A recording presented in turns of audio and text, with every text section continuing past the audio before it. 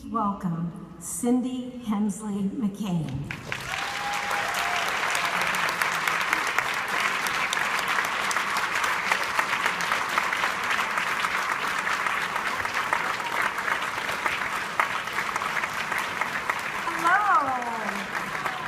Welcome to Arizona. I know you've been welcomed by other people yesterday and today, but I'm so happy that you're here. I love to show off our state, and I'm just so pleased that you would choose to hold your convention in my home state. I am here. First of all, I bring greetings from my husband, and he too welcomes you. And I would also just like to say quickly, we are the day after a very important day in the history of the United States, and that's 9/11. So to all of our veterans in the room, I know we have some veterans and wives of veterans, mothers of veterans. Will you please give yourself a hand and let's say thank you once again to these fine young men and women.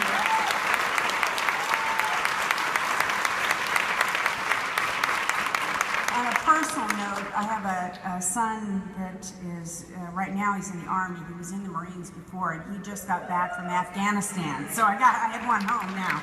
So I'm very happy about it. Anyway, I'm here to talk to you about human trafficking, as was said earlier. I would like to first say one word. This is certainly a humanitarian issue, but more importantly, it is a basic human rights issue. It is a human rights violation going on in our own country right now. I'm encouraged about the increased attention that it's been getting, the issue's been getting, both in my own home state here, nationally, as well as internationally. I'm encouraged, but there's a lot more we need to do.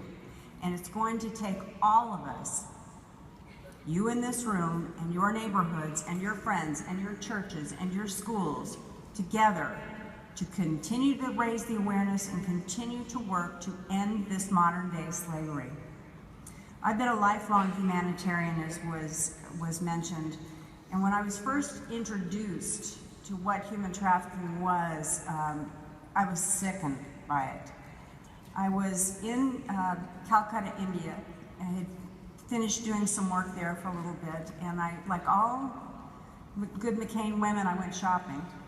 I went to go look for some sari material for my daughter. As you know, we have a daughter from Bangladesh, and I wanted to gift her a lovely sari. And so I was in a little kiosk, and you know, if any of you have been to India or places like that, it's a bustling street, and it's dirty, and the smoke's in the air, and people are everywhere, and you know, it's India. It's what India is. And I was finished, I was about to pay, and I noticed, I could hear this kind of fun, like cluttering kind of coming from the floorboards of the little kiosk I was in. And the owner, the gentleman, I said, what is that? What's going on? And he said, oh, it's just my family. My family lives down there. And I didn't think anything of it, because it's perfectly plausible to me that a family could be living below this little kind of shop thing. Well, as I was paying, I looked down, and it had wide slats in the floor. You could kind of see through the slats, and I could see all these little eyes looking up at me. I was standing over what dawned on me was a group of little girls that were clearly being trafficked or housed improperly or kept there against their will. But what I'm ashamed to tell you is that I didn't do anything about it. I walked out of the shop. I didn't know what to do. I didn't know if I should do anything, or could I, or would I get hurt, or would they get hurt? So I got on my little airplane and came home, and I didn't do a thing. What that means, though, is that one incident, that one smell, the sound, the sight of what I saw has now turned into what I consider a lifelong ambition of mine, and that is to end human trafficking.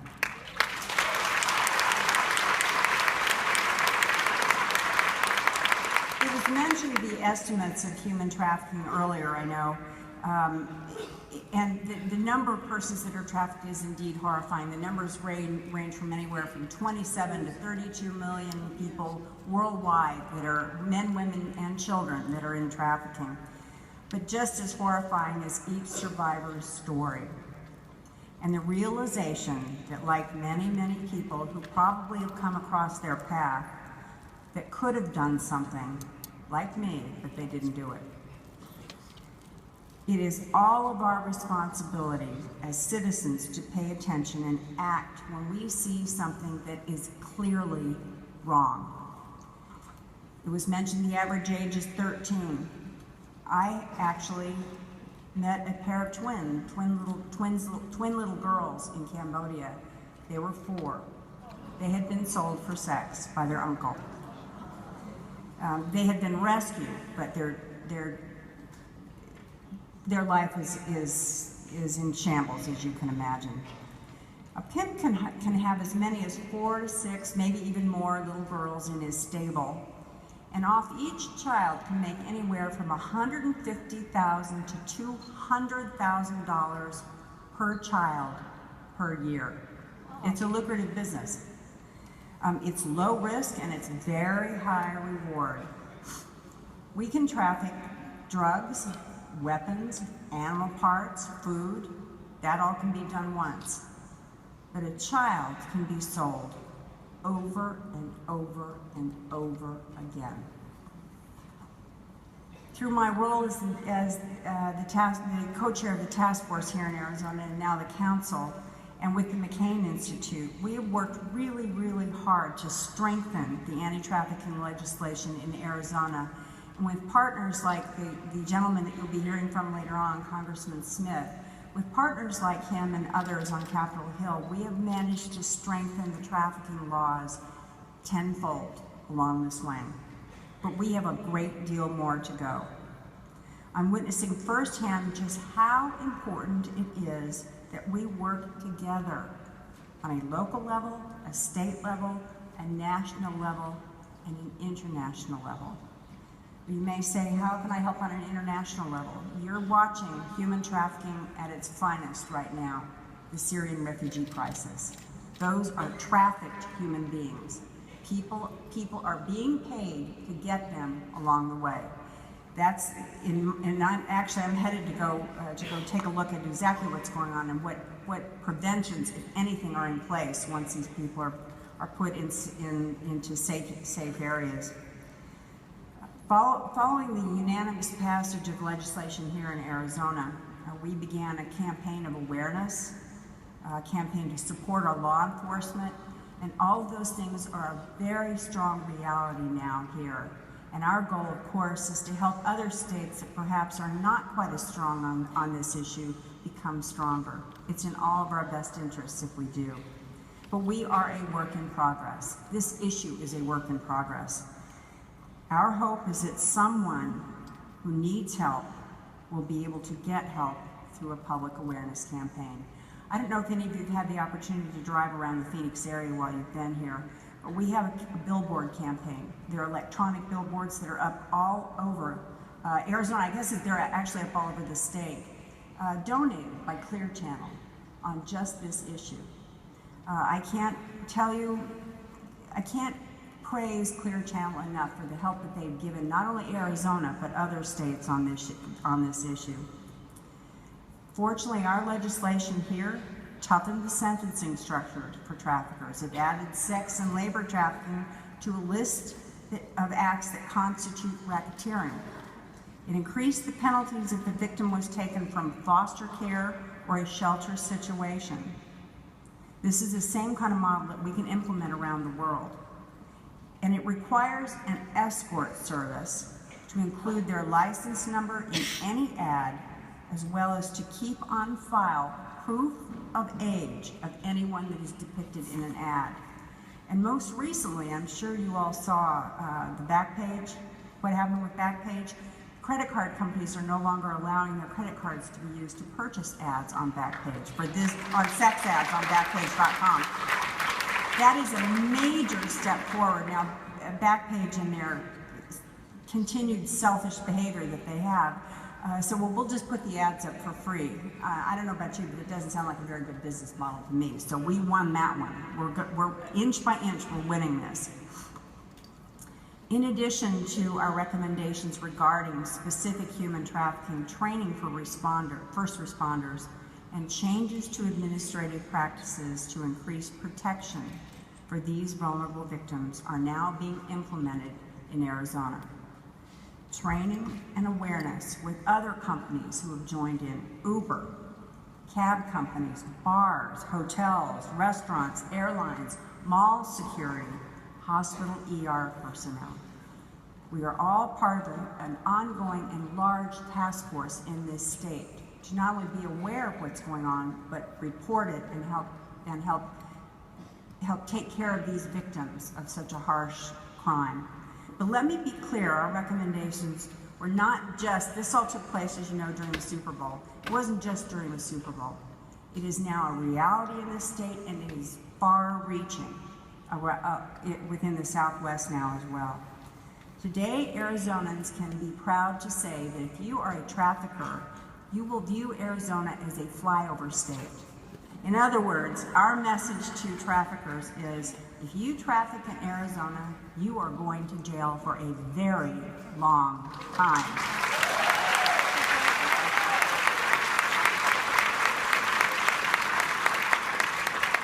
What we went about doing in all of this was also a bit of research. We had to prove that not only was this happening, believe it or not, there's some naysayers out there that don't believe this is a real problem, but prove that it was happening, but just how it was happening, in what order, what was part of it. So we began a research, McCain Institute began a research project that dealt with Backpage.com. Little tidbit on Backpage. I know I beat the crap out of them everywhere I go, and I'm proud to do so. But the two guys that founded and run Backpage, right here in Arizona. Right here in Arizona. They pass themselves off as legitimate human beings and businessmen in this community. It's an abomination. They sell children online. But we began, that's my diatribe for the day. We began by researching Backpage, trying to trace where the ads came from, where they went, were they related, just what was happening. It showed, what we found out was, it showed a very clear spider web effect that crisscrosses the country and spreads offshore. Nearly 75% of the phone numbers used in the flagged minor sex ads were linked to another girl or another woman. What does this indicate? It's organized crime. It's organized crime. It is very organized, and it's a big money-making industry. Make no mistake, now that we know it's organized, we know how to deal with it. We know what we can do. And our law enforcement, our FBI, our local police force, our sheriff's departments, all across the country now, are being aided in the fact that organizations are providing tools that allow them to share information, to track information, to track a trafficker. For instance, one of the ads we followed started in San Jose, California, went to Dallas, on to Boston, and back to Los Angeles.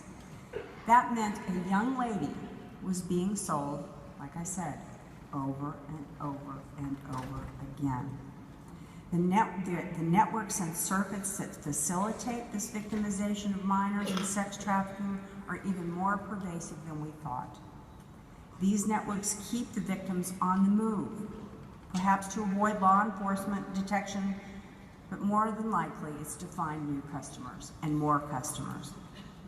It was originally thought that it was unlikely that they were avoiding law enforcement because there just simply weren't enough eyes on the target. We didn't have enough people trained. We didn't have enough people that understood what the issue really was and that it existed. So that's when we began, the state of Arizona began our campaign to not only strengthen our laws, but to make people aware that this is happening right under our own noses. You all have seen it. You've been present when it was happening. You just didn't know what it was. You didn't know what to look for. So the fact now that you have made this an issue for the NFRW is, I can't tell you how that makes me feel. It's so important that organizations like this and other organizations take this issue on, because it's awareness that will make the difference in this. If we know what's going on, we can fix it. We can stop this. But if you don't know what's going on and you don't know what it is, then how can you fix it? So I want to thank you, for someone that works in this every day. I want to thank you so much for taking this issue on and making it part of your platform. I appreciate it. I really do. And on behalf of the victims, I appreciate it. Thank you.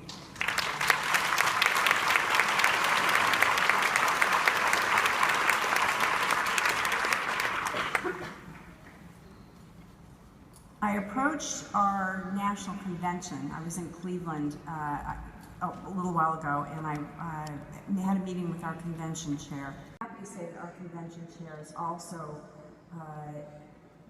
going to make this part of our convention activities. We are going to be doing something that not only raises, educate people along the way. So I'm very proud of our Republican Party on this, and that our convention would be so bold to be able to take this on. I'm so pleased that this is actually going to happen. I'm also grateful for the interest in the activity of the federal government, and you'll be hearing about that in just a few minutes. For a long time, we couldn't get anybody to pay any attention to us. Again, the naysayers, oh, it's not really happening. These little girls, they want it. After all, they're prostitutes.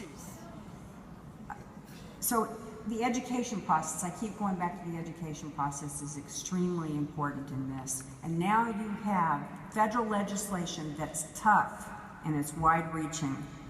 But we also need to fund an awareness campaign. And in my mind, and I think in the minds of many people, erase the word prostitution when it applies to a child. There is no such thing as a child prostitute. There's no such thing.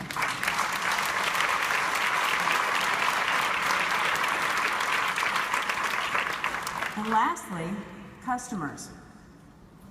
We need to treat the customers for exactly what they are. They're child abusers. Yes. They're child abusers. This is child abuse. And johns, pimps, traffickers, whatever you want to call it, they are child abusers. I really want to thank you for inviting me today, and I applaud the work that all of you have done and that you will be doing on this issue on behalf of the victims of this terrible scourge. We have a long road, we have a long haul ahead of us, because this is not just here, as you know, it's around the world.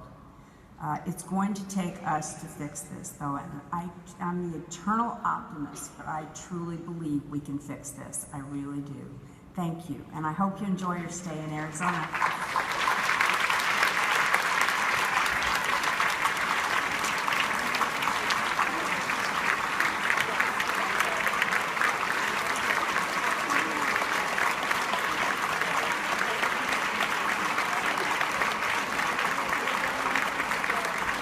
Wasn't that wonderful?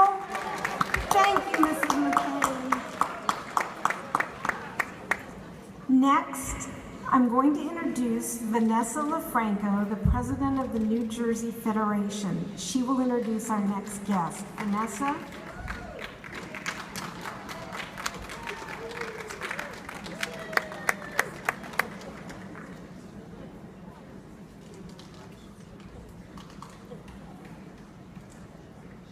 Thank you very much.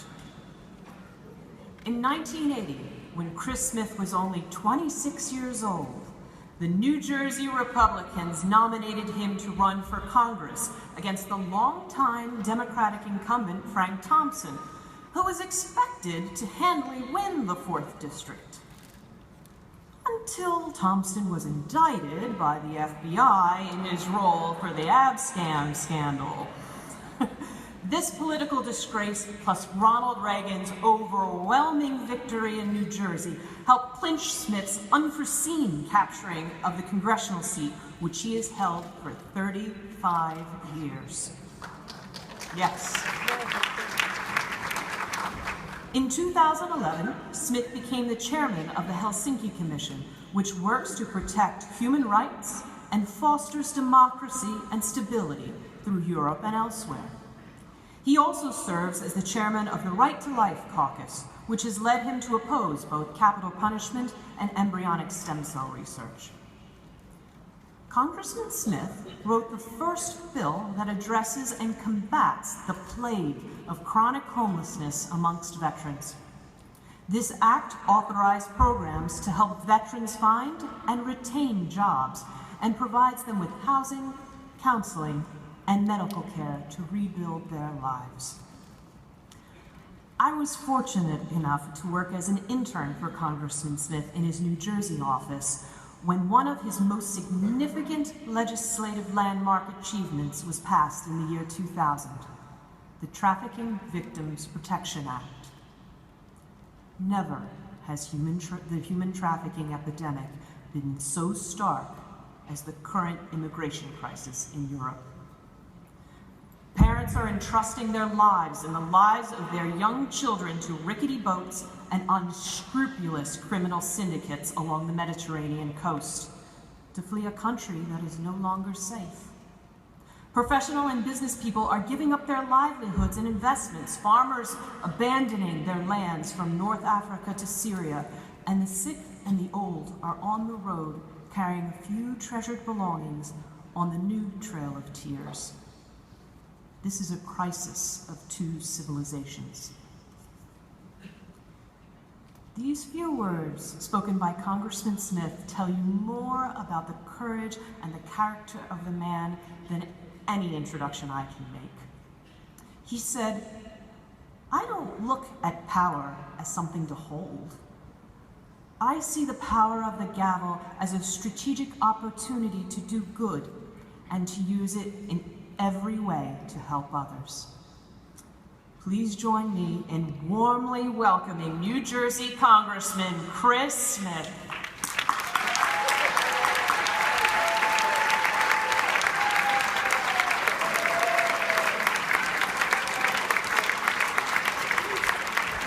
Thank you. Vanessa, thank you so very much for the very kind introduction. It is a very, very distinct honor to be with the National Federation of Republican Women, meeting here in Arizona. Special congratulations to Vanessa for winning the Ronald Reagan Leadership Award. I can tell you she is a dynamo. Many of us hope that she runs for Congress sooner rather than later. We need her in Washington or in our State House to make a difference for good public policy. But anyone who can double the number of people in just 2 years who are part of the Federation, and the Federation is revitalized like I have never seen. So I want to thank her for her leadership.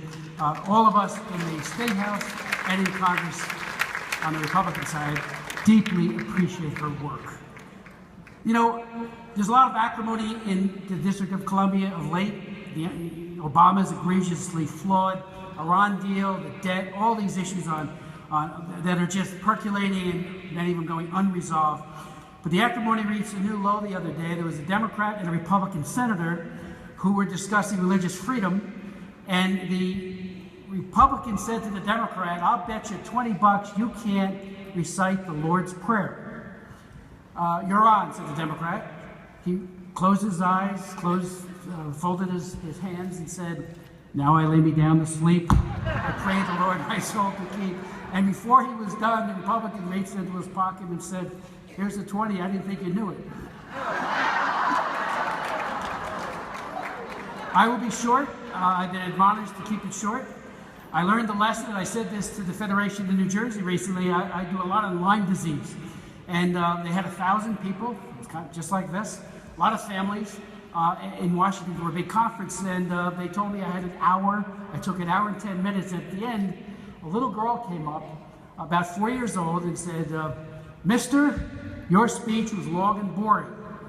Spun around and walked away. A few minutes later, her father came up and said, "You know, I saw you talking to my little daughter, Melissa. I just want you to know she's at that awkward age where she just repeats whatever she hears." My speeches have been far shorter ever since.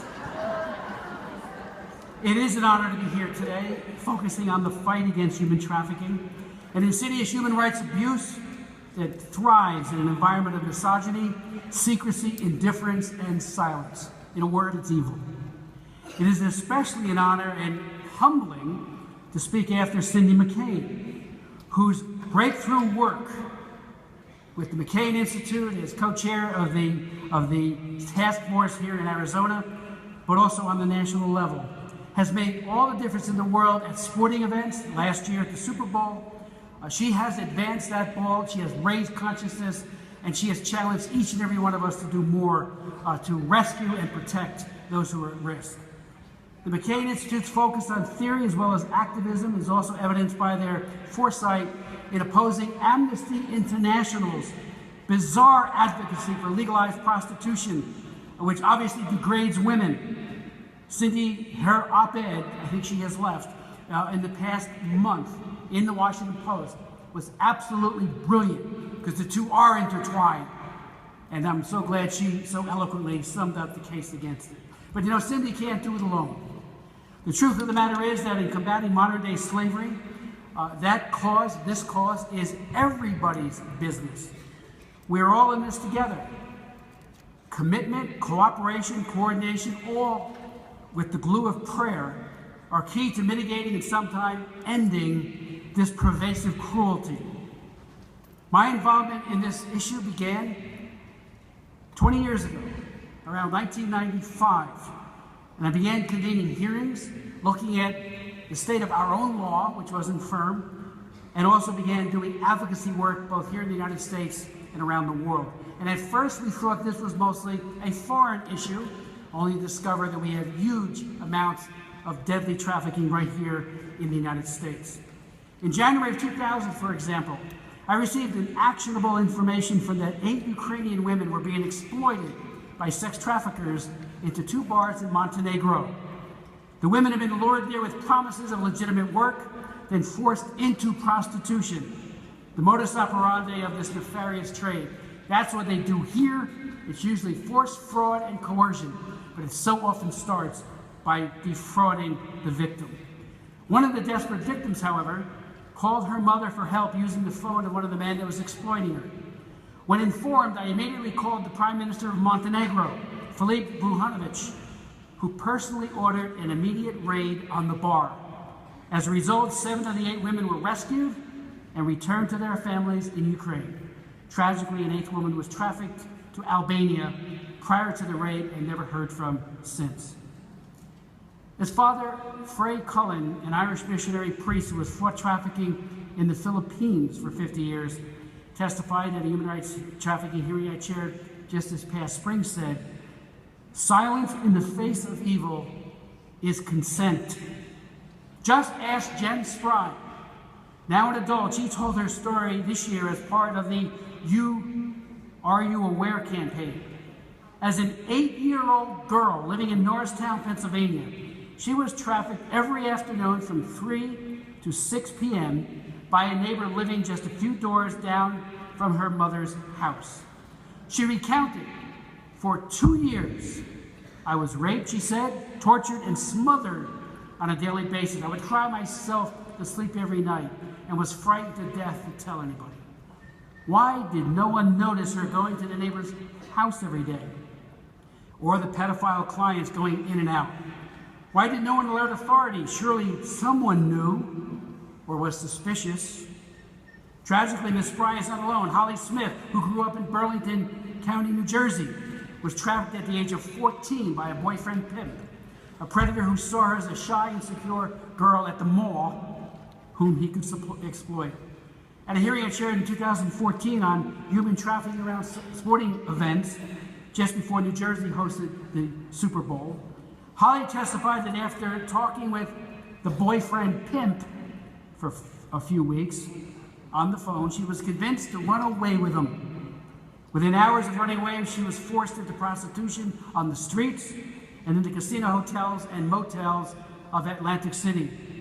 She testified, and I quote her, "Without appropriate aftercare services, I struggled for many years to overcome my victimization.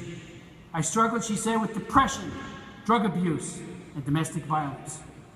Tragically, Jen Spry and Holly Smith are not alone. The National Center for Missing and Exploited Children, a tremendous child protection agency in Washington, said in 2014, 1 in 6 runaways in the United States were likely to be trafficking victims. 1 in 6.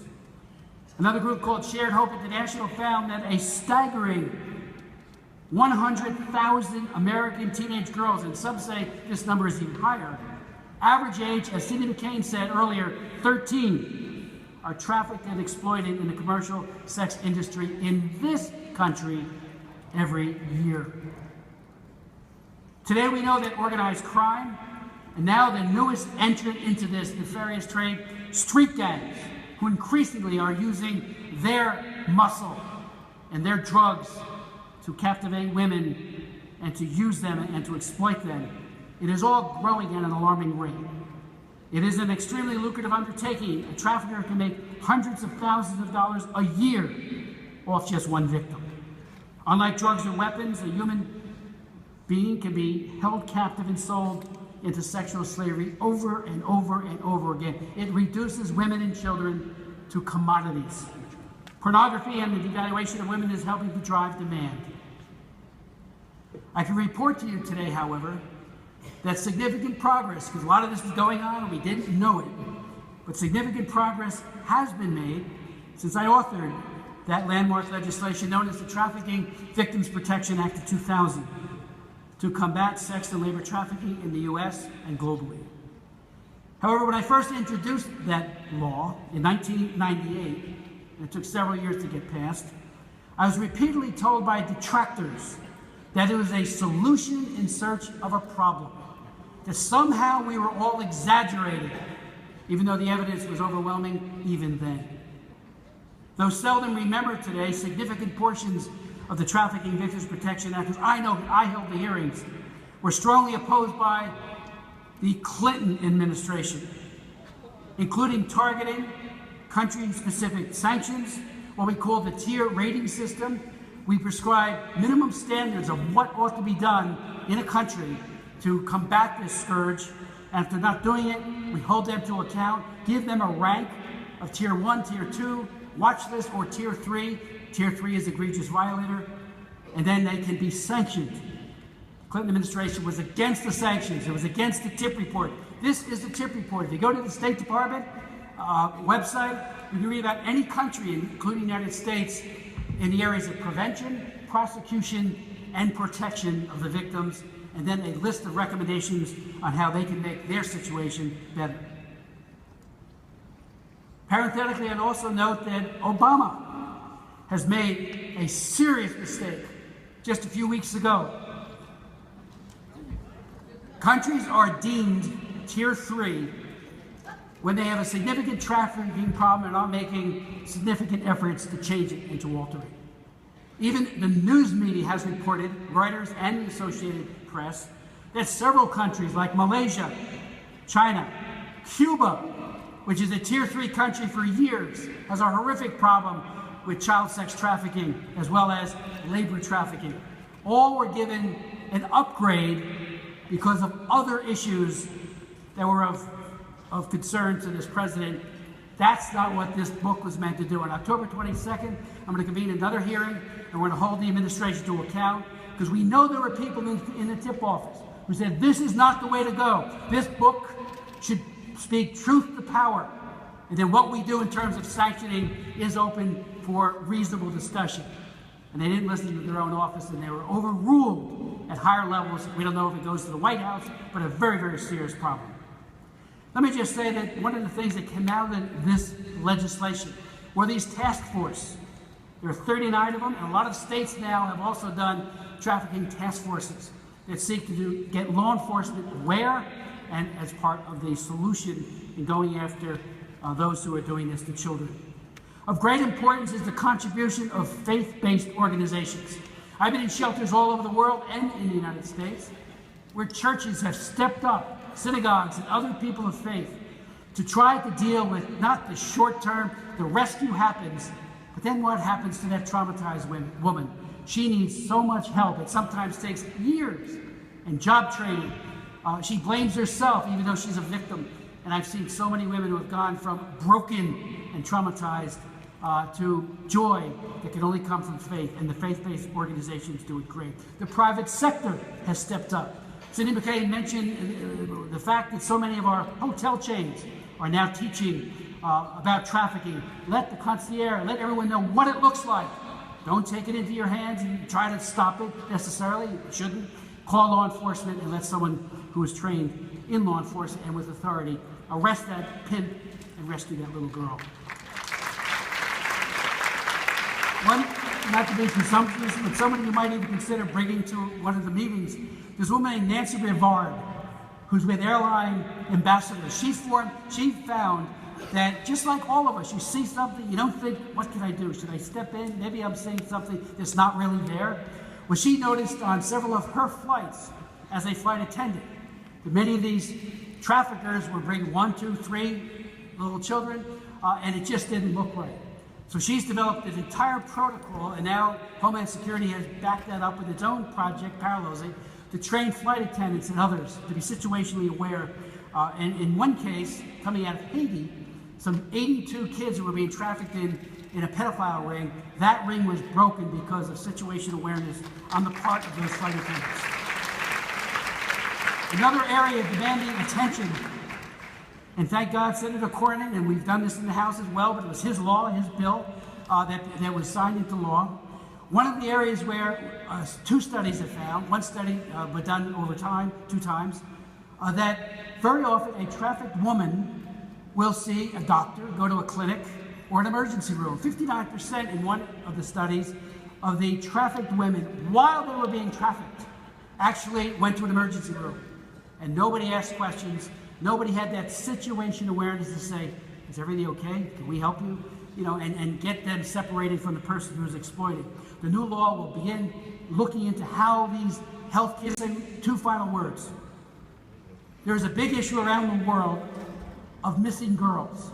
Some put it as high as 200 million females missing around the world. Missing because of sex selection abortion. Since 1983, I've been working on combating, and I have another hearing coming up on it again, what is going on in China. It's called the one child per couple policy.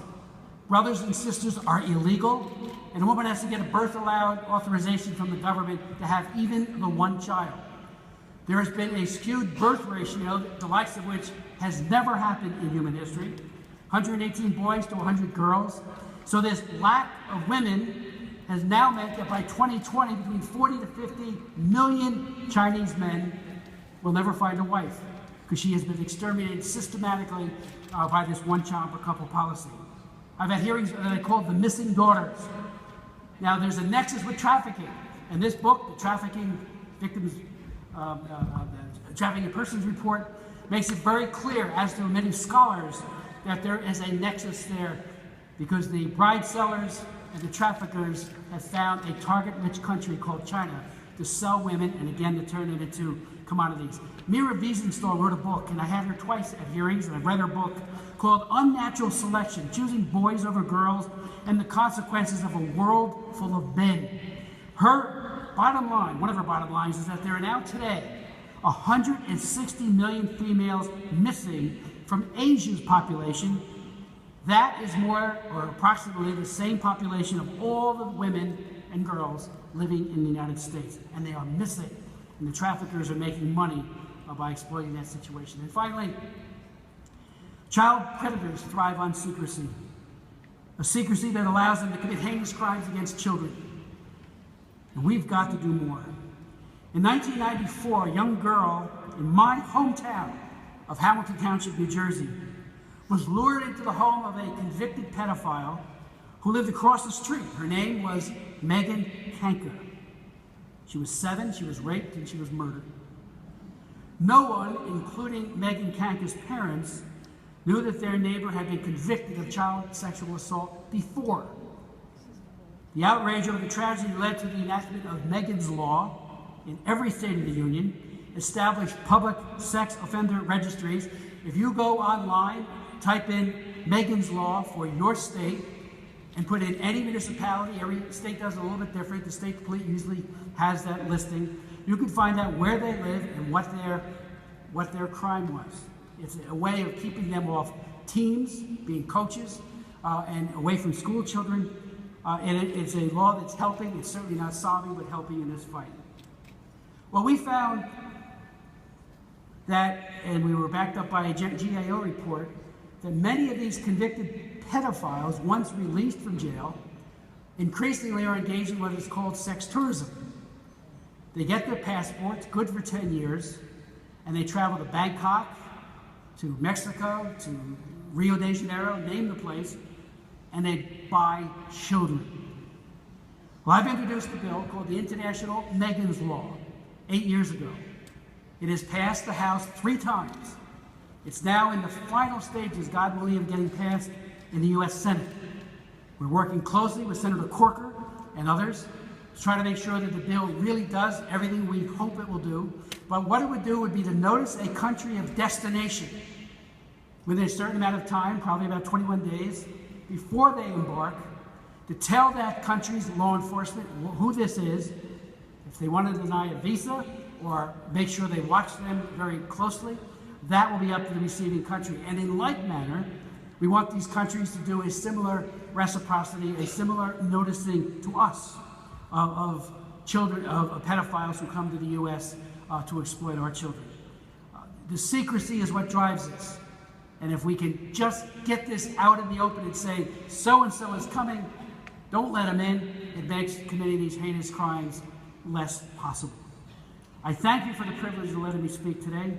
And the final word, like the trained airline flight attendant or the healthcare worker, we all need to be situationally aware. And if something doesn't look right to you or to me, we need to pay close attention. Call the trafficking hotline. It's 1-888-373-7888, or the local police. Don't hesitate, please. Better to err and misreport a suspicious situation than to fail unwittingly a victim who is in serious distress. By doing so, you may save a woman or a child from a lifetime of trauma and exploitation. God bless you.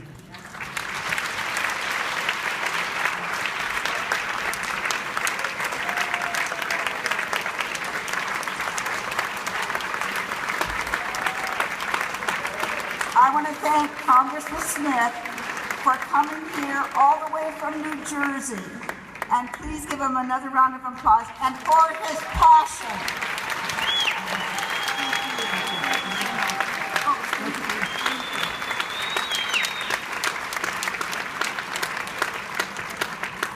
I really also want to thank Ray Chernecki. Ray? She's whining.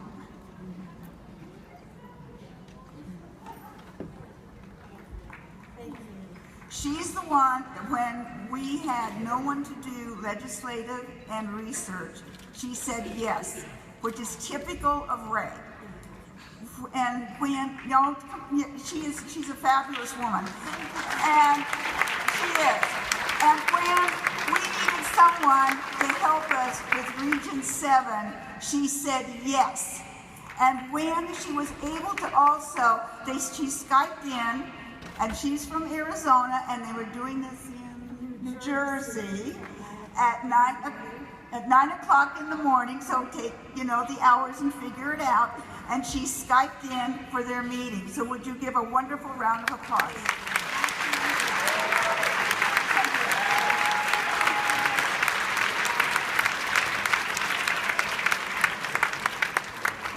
She's my friend. Okay. Come on down, Miss Carrie. And now Carrie Ullman of Missouri, your president-elect, will introduce the next speaker and running for president of the United States, Ted Cruz.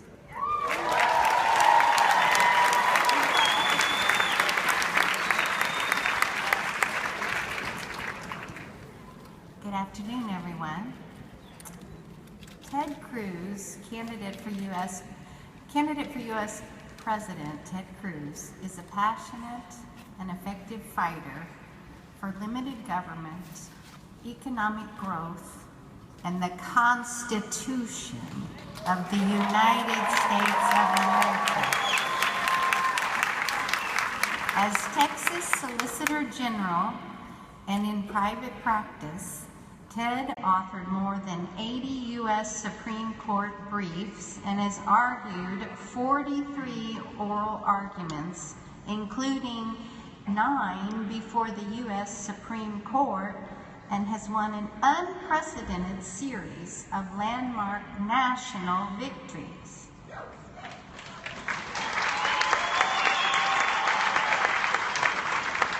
In the U.S. Senate, Ted has led the fight to repeal Obamacare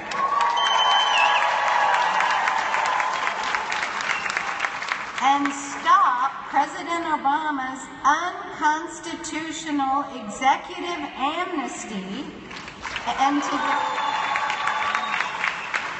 defend life, marriage, the First Amendment, the Second Amendment, and our entire Bill of Rights.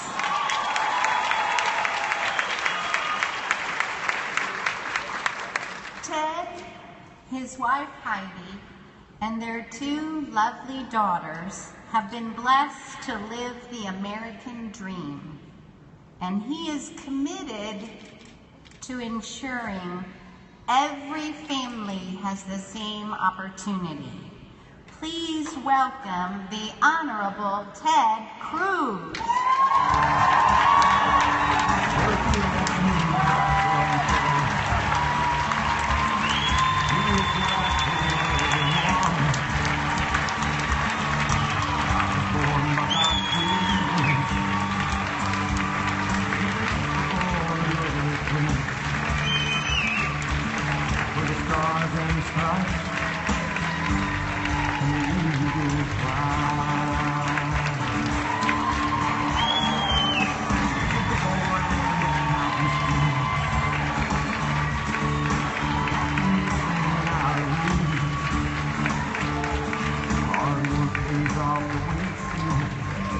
God bless NFRW.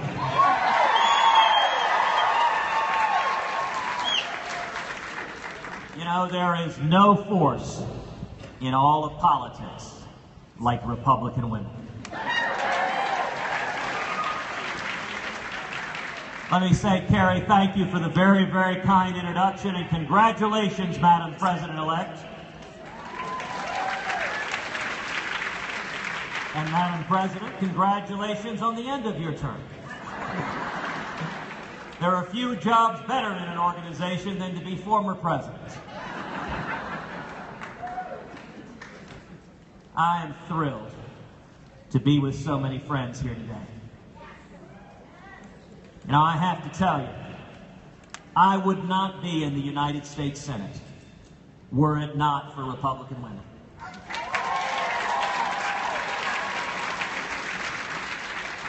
Many of y'all know Kay Goolsbee, our National Grassroots Chairman. Where's Kay? Over and over again, Kay would remind me, Republican women are the heart and soul and brains of the Republican Party.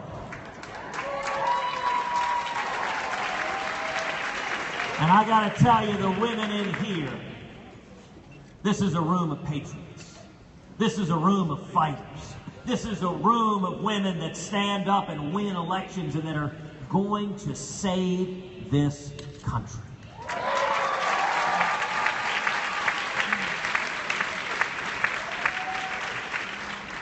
I have to admit I'm particularly blessed because I spend every day surrounded by my 3 favorite Republican women. Many of y'all have gotten to meet my wife Heidi, who spent all of yesterday and today here. And we've got 2 little girls, Caroline and Catherine. Caroline is 7, Catherine's 4. I remember back a few years ago when Caroline was just 3 years old, Catherine was a baby. And we took the girls down to the beach to vacation. We were vacationing with some friends that had some little girls as well. And Caroline wanted to go in the car with her friends, and there wasn't room. And so she proceeded to fall to the floor and begin kicking and screaming and crying and yelling. I'm sure none of y'all have ever had a child do that to you. Well, Heidi, my wife, she is tough. And she sat Miss Caroline down. She gave her a talking to that young lady remembered. She shaped up. We went to dinner, had a wonderful dinner. We went back to the hotel room. And Caroline is saying her goodnight prayers. She's down on her knees. And she looks up and she goes, "Dear Jesus, tonight we had a situation. And I'm not sorry, but it's not going to happen again."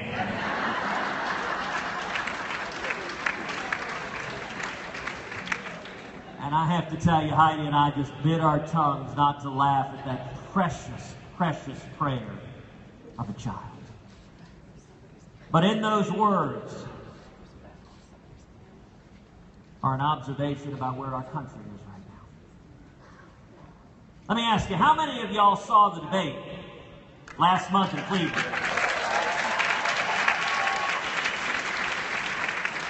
How fantastic is it that we have so many talented, young, charismatic leaders stepping forward to lead this party and to lead the country.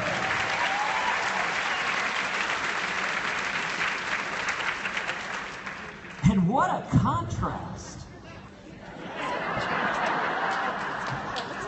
with the Democrats. I'm pretty sure the first Democratic debate is going to consist of Hillary Clinton and the Chipotle clerk. Well, no. Actually, that's not fair. That's not fair. We can't forget about Bernie Sanders. So now the Democratic field consists of a wild-eyed socialist with ideas that are dangerous for America and the world, and Bernie Sanders.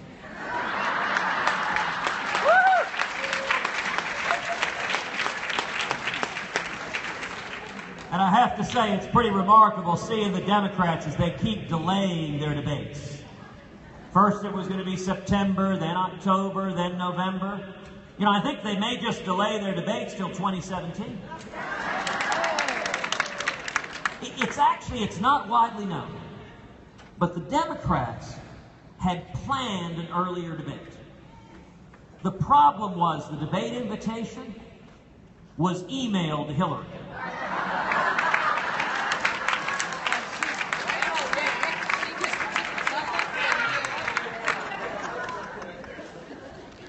We are here today because our country's in crisis. We're here today because we're bankrupting our kids and grandkids. Because our constitutional rights are under assault. Because America has receded from leadership in the world, and it's made the world a much more dangerous place. And yet I'm here this afternoon with a word of hope and optimism and encouragement. All across this country, America is waking up. And let me tell you, help is on the way.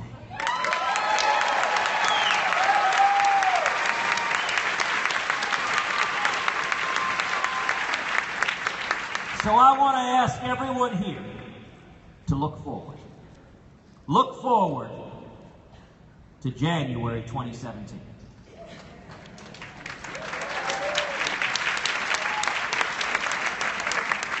If I am elected president, let me tell you what I intend to do on the first day in office. The first thing I intend to do in office is rescind every single illegal and unconstitutional executive action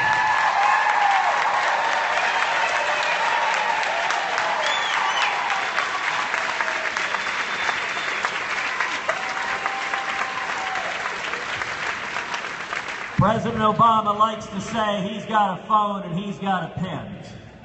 Well, you live by the pen, you die by the pen.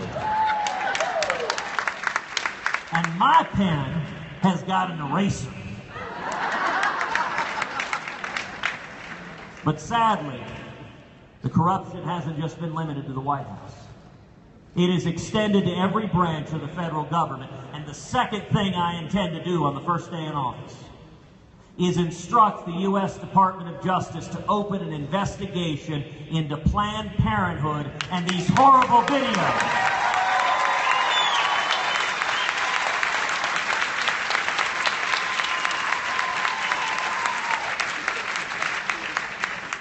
The administration of justice should be blind to party or ideology. The only fidelity at the Department of Justice should be to the laws and the Constitution of the United States of America.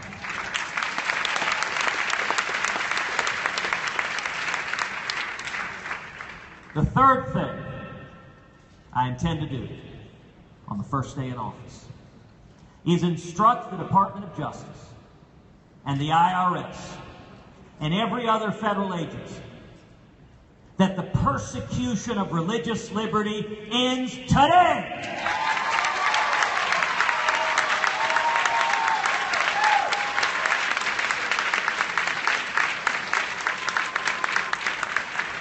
That means that every serviceman and woman has the right to worship God with all of his heart, mind, and soul, and his commanding officer has nothing to say about it.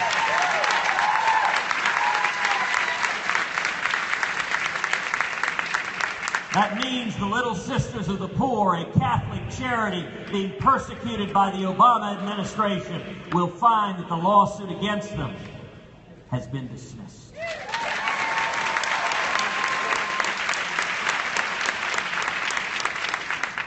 The fourth thing I intend to do on the first day in office is rip to shreds this catastrophic Iranian nuclear deal.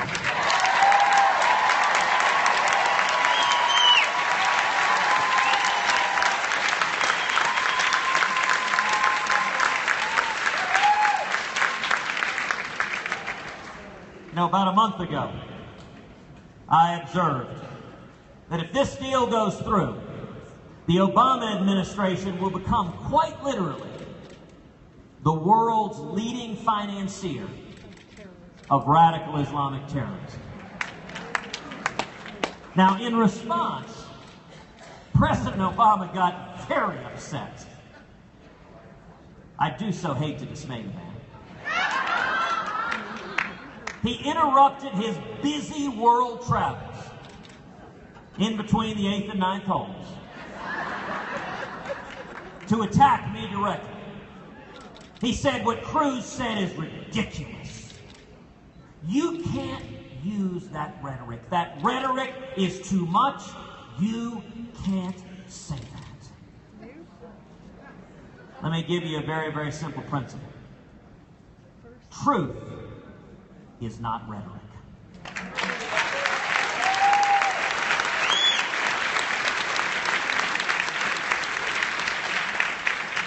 And in the entire course of his attack, he didn't actually bother to try to dispute any of the substance of what I'd said.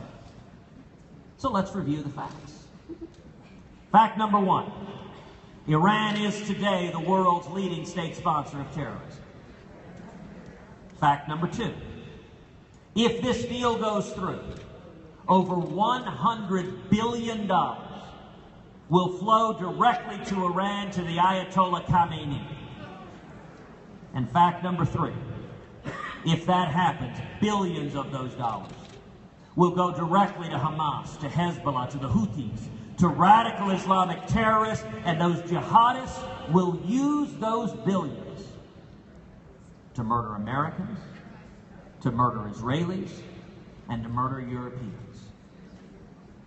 You know, if President Obama doesn't like the rhetoric of his administration becoming the world's leading financier of radical Islamic terrorism, there is an easy solution.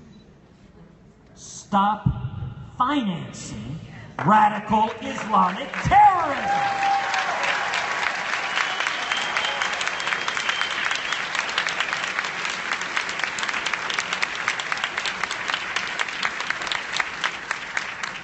The fifth thing I intend to do on the first day in office is begin the process of moving the American embassy in Israel to Jerusalem, the once and eternal capital of Israel.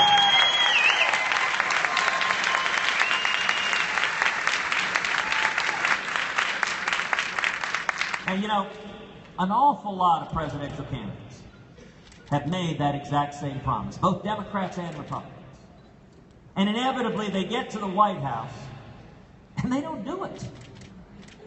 Their teams come to them and say, you know, if we do this, there's going to be some other folks in the Middle East really, really unhappy with us. Well, if you hadn't noticed, they're already pretty unhappy with us.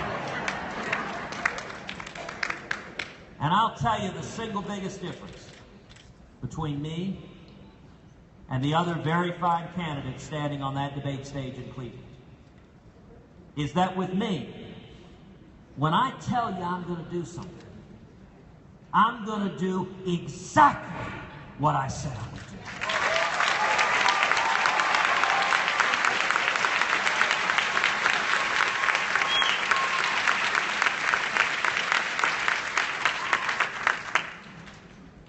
That's day one.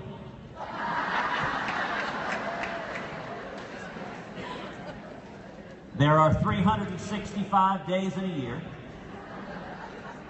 4 years in a presidential term, and 4 years in a second term.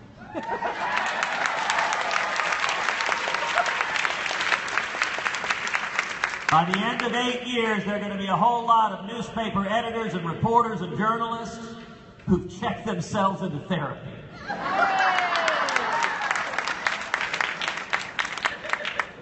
In the days that follow, I will go to Congress, and we will repeal every word of Obamacare.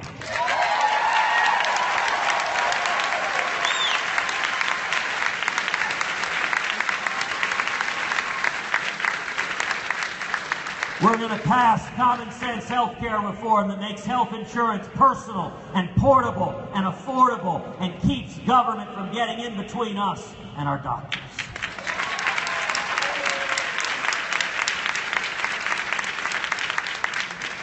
In the days that follow, I will instruct the Federal Department of Education, which should be abolished,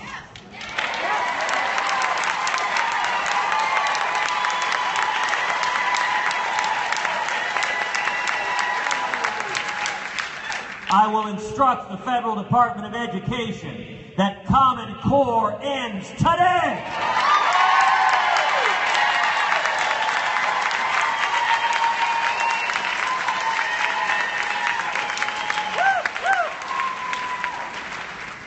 In the days that follow, we will rebuild our military and we will honor the commitments made to every soldier and sailor and airman and marine.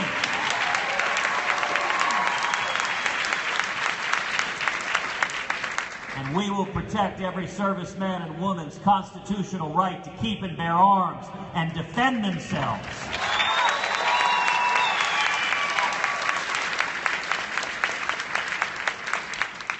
That means the next time a jihadist walks into a recruiting center in Chattanooga, he's going to meet the business end of firearms wielded by a dozen Marines.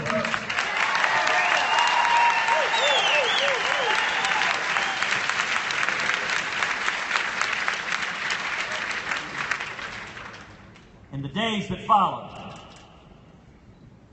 we will stand up and make absolutely clear that we will defeat radical Islamic terrorism.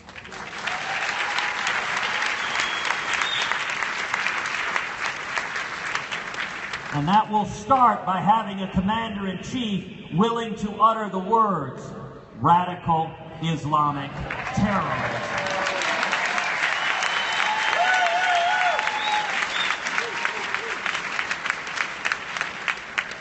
And our strategy, to borrow a phrase from Ronald Reagan in the Cold War, is very simple. We win, they lose.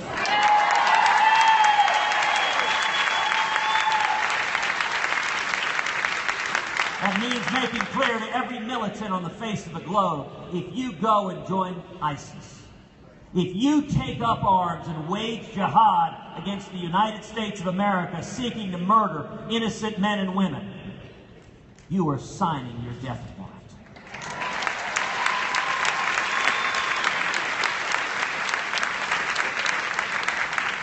In the days that follow, we will finally secure the borders and end sanctuary cities.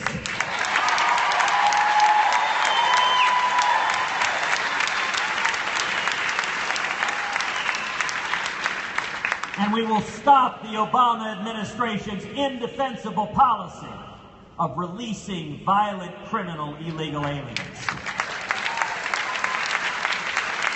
And we'll pass case law.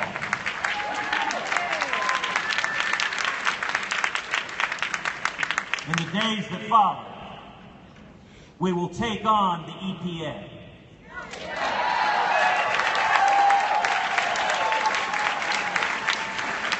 And the CFPB, and the alphabet soup of federal agencies that have descended on small businesses and are strangling jobs, and we will unleash economic growth and booming growth for the next generation.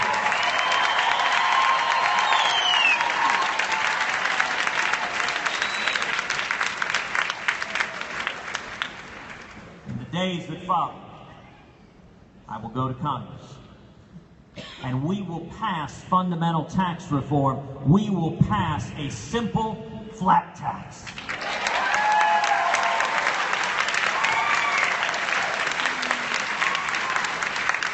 That means every American can fill out his or her taxes on a postcard.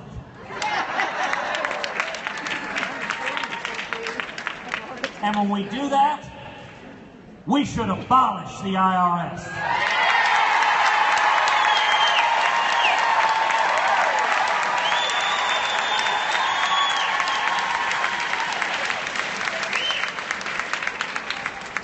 There are about 90,000 employees at the IRS. We need to padlock that building. Take all 90,000 and put them down on our southern border.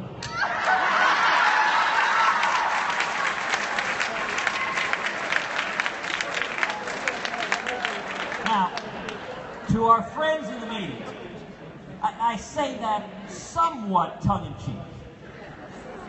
But if you could think about it, imagine, man, you traveled thousands of miles in the blazing sun. You're swimming across the Rio Grande, and the first thing you see is 90,000 IRS agents. You turn around and go home too.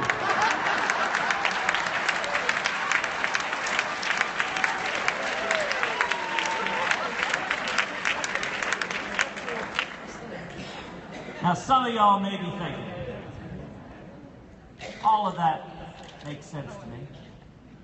It's simple common sense. Live within your means. Don't bankrupt our kids and grandkids.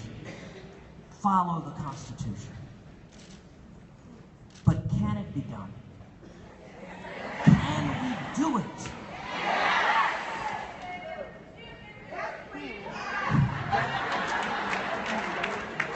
Well, you know, Scripture tells us there's nothing new under the sun.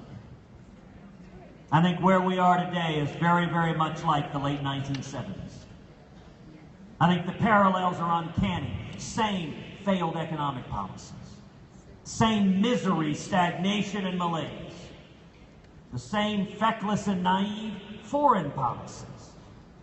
In fact, the exact same countries, Russia and Iran, openly laughing at and mocking the President of the United States. Now, why is it that that analogy gives me so much hope and optimism? Because we know how that story ended. All across this country, millions of men and women rose up and became the Reagan Revolution.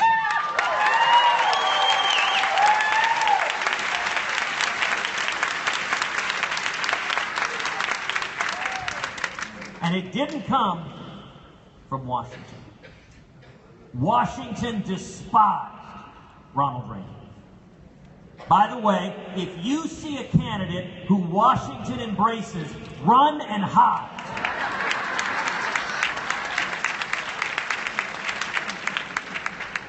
It came from the American people. It came from many of the women gathered in this ballroom. It rose up from the people, and it turned this country around. We went from stagnation to booming growth, millions lifted into prosperity in the American dream. We went from our hostages languishing in Iran to winning the Cold War and tearing the Berlin Wall to the ground.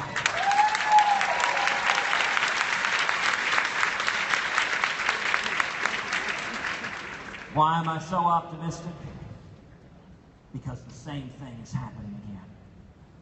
All over the country. You know, when we launched our campaign, March 23rd at Liberty University, the mainstream media had an aneurysm. The New York Times promptly opined, Cruz cannot win because the Washington elites despise him.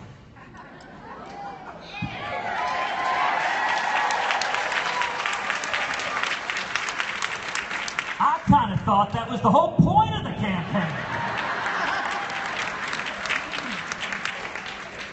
Look, if you think things are going great in Washington, that we need to continue heading in the same direction, just kind of fiddle around the edges, then I ain't your guy. On the other hand, if you think Washington is fundamentally broken, that there is a bipartisan corruption of career politicians in both parties that get in bed with the lobbyists and special interests and grow and grow and grow government, and we need to take power out of Washington and back to we the people. That is what this campaign is all about.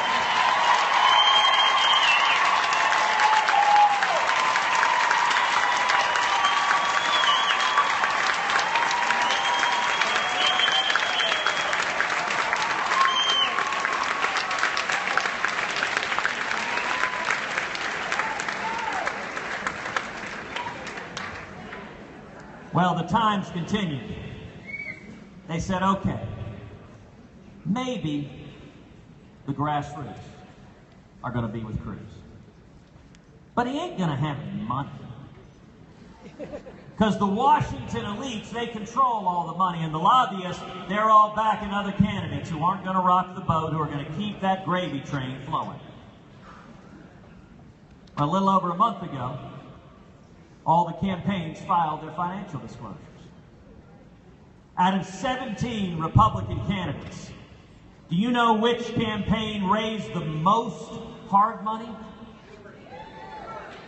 We did.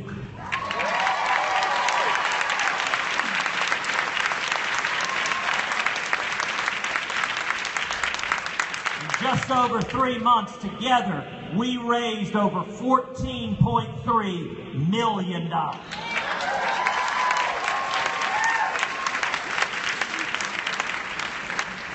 Second place was Jeb Bush at $11.4 million. Now, Kathy, if I'd have suggested to you 6 months ago that we were going to outraise every candidate in the field, including outraising Jeb Bush by $3 million, you'd have thought I was bark at the moon crazy. But do you know how we did it? That came from over 175,000 contributions.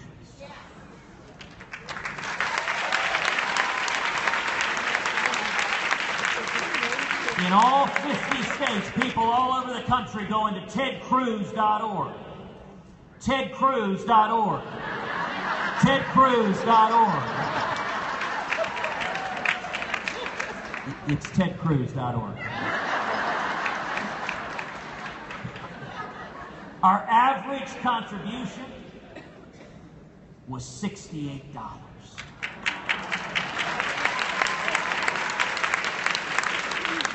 That is the power of the grassroots. I want to close with two things. First of all, for everyone here, freedom is not some abstract concept we read about in the school book. Freedom is personal. It's real. It's our families. You know, for me, I think of my mom. My mom is Irish Italian.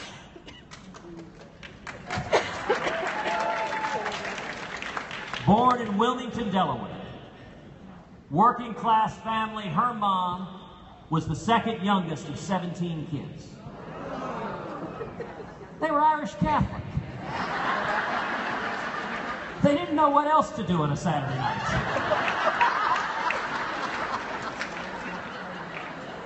My mom became the first person in her family ever to go to college. When she was in high school, her father was transferred down to Houston. And my mom applied and got in and attended Rice University. Now, my grandfather, my mom's dad, was not an easy man. He was an alcoholic. And he didn't think women should be educated. And he certainly didn't think his daughter should be the first person in the family to go to college. But my mom stood up to her dad. She stood up, she went to Rice, and she graduated in 1956 with a degree in math.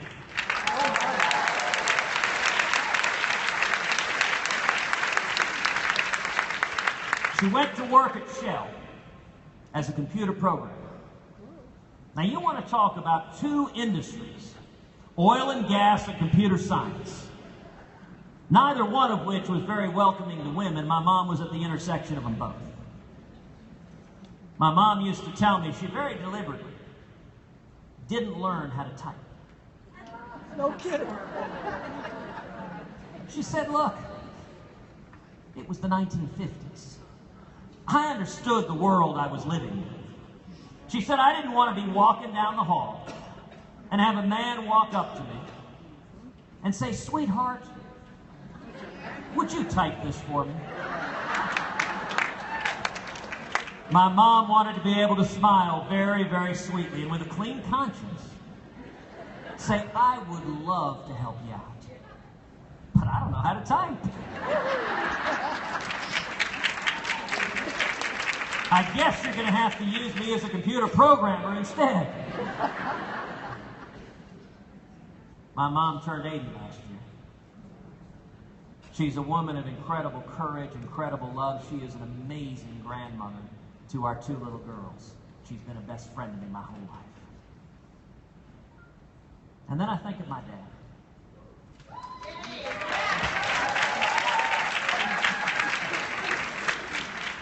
For those of you who know my dad, you know in my family, I'm the shy, retiring one. My dad was born in Cuba. And he grew up in Cuba. He fought in the Cuban Revolution. And when he was a teenager, he was thrown in prison and tortured by Batista's army. When my dad was 17, he found himself in the mud, in a Cuban jail cell with his nose shattered, with his teeth dangling from his mouth. He told me that he remembered thinking at the time, he said, I don't have any kids. I don't have any family. It doesn't matter if I live or I die. But thankfully, God had different plans for my father.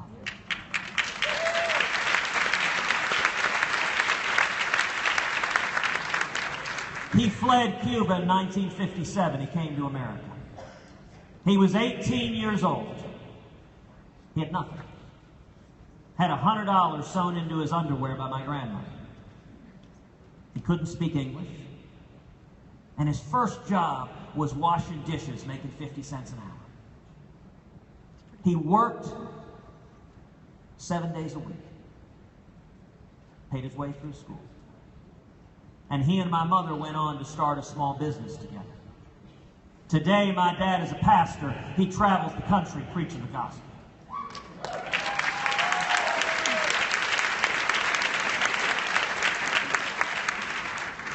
You know,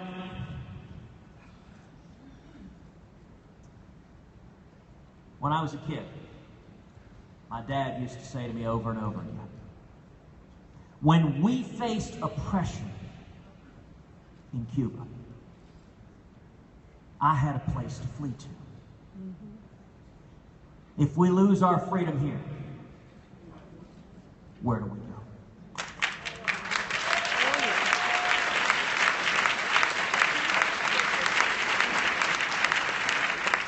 That is why all of us are here today.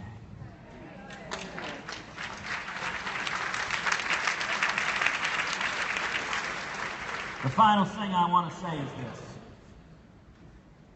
We are building a grassroots army.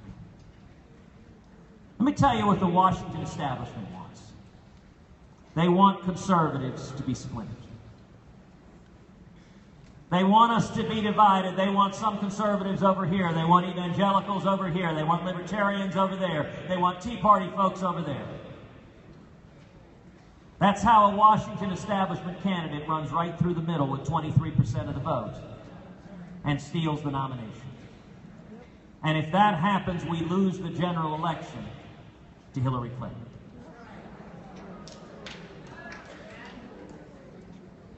The stakes are too high for that. I am convinced with every fiber in my body it is now or never. There comes a point where the hole's too deep, where our liberties have been taken too far away, where we've receded too much in the world that there's no going back. We're not at the point of no return yet, but we are close. This election will be decided by the grassroots. I gotta tell you, the women gathered in this ballroom, y'all scare the living daylights out of Washington.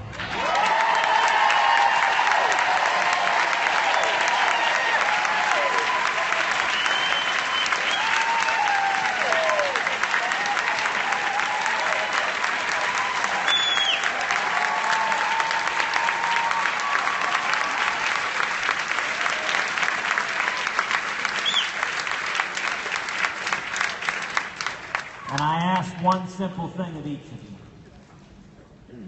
Join us. We are building a grassroots movement on the ground. It'll start in Iowa. It'll go to New Hampshire. It'll go to South Carolina. It'll go to Nevada. It'll go through Super Tuesday, through the South. It'll move from state to state to state, coming from the ground.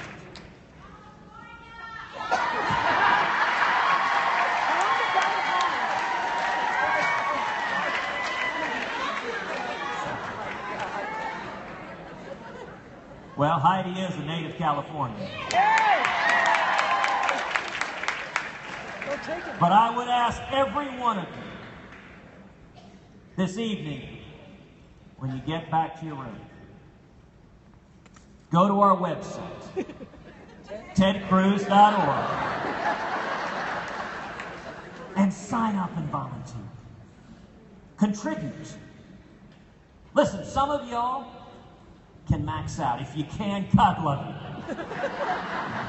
You have my word, every penny will be spent spreading a positive, optimistic, hopeful, conservative vision for turning this country around.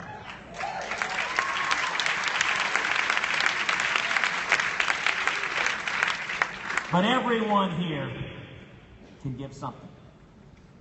Whether it's $10 or $25 or $50 or $100, and the biggest reason to do that is that when you go and contribute, you got skin in the game. You're invested. Then it's not my campaign. Then it's our campaign.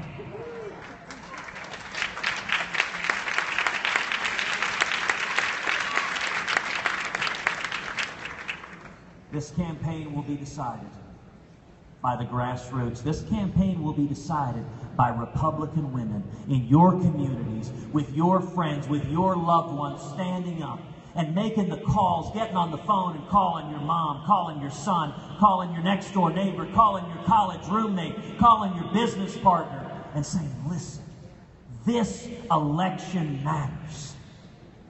It matters for my kids. It matters for my grandkids. It matters for the future of this country. There is no force more powerful than we the people rising up. The reason we are here today is because we are not prepared to go quietly into the night. We are not prepared to give up on our kids and grandkids. We will stand for freedom. We will stand for the Constitution. And together, we will bring back that last best hope for mankind, that is the United States of America. Thank you, and God bless you.